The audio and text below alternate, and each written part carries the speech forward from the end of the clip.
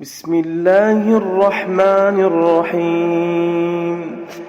إنما التوبة على الله للذين يعملون السوء بجهالة ثم يتوبون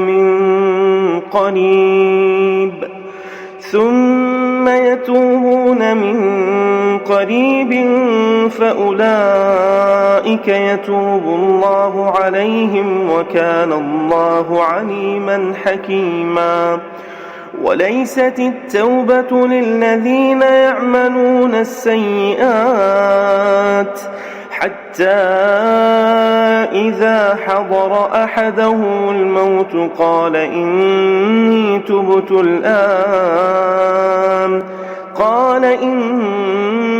تبت الآن ولا الذين يموتون وهم كفار أولئك أعتدنا لهم عذابا أليما.